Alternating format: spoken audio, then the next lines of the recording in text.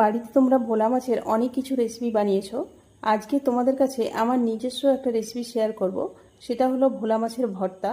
এটা খেতে যেমন দুর্দান্ত লাগে আর খুব ঝটপট বানিয়েও নেওয়া যায়।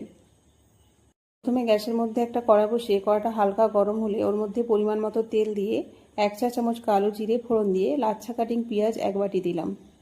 মিডিয়াম টু লো হিটে পেঁয়াজটা নেড়েচেড়ে নিচ্ছি। আর ভোলা মাছটা আগে থেকেই লবণ হলুদ দিয়ে আমি ভেজে রেখেছিলাম, সেটা কাঁটা থেকে আলাদা করে নিচ্ছি। পেঁয়াজটা কয়েক সেকেন্ড নেড়েচেড়ে নিয়ে ওর মধ্যে দিয়ে দিচ্ছি 2 ইঞ্চি পরিমাণ চপ করে রাখা আদা আর কয়েকটা রসুন। আদা রসুনের কাঁচা গন্ধ যাওয়া পর্যন্ত নেড়েচেড়ে নিয়ে ওর মধ্যে দিয়ে দিচ্ছি 5 থেকে 6টা কুচি করে কাটা কাঁচা লঙ্কা। ভর্তায় ঝালের পরিমাণ সামান্য বেশি থাকলে খেতে ভালো লাগবে। ওর মধ্যেই দিয়ে দিচ্ছি 1/2 টিস্পুন ধনে গুঁড়ো, জিরে গুঁড়ো, চিলি ফ্লেক্স আর টেস্ট অনুযায়ী লবণ। মশলার মধ্যে এইগুলো দিয়ে কয়েক সেকেন্ড নেড়েচেড়ে নিয়ে কাঁটা থেকে আলাদা করা মাছগুলো কড়ার মধ্যে দিচ্ছি।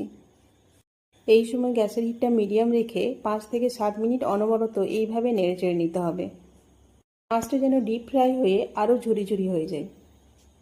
মাছটা ভাজতে ভাজতে যখন শুকনো একটা টেক্সচার চলে আসবে, ওই সময় ধনেপাতা ছড়িয়ে সামান্য নেড়েচেড়ে নিয়ে নামিয়ে নেব।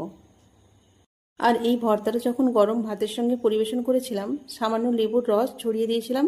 খেতে কিন্তু দারুণ লেগেছিল। তোমরা বাড়িতে একবার হলেও আমার এই ছোট্ট রেসিপিটা বানিয়ে খেয়ে দেখতে পারো।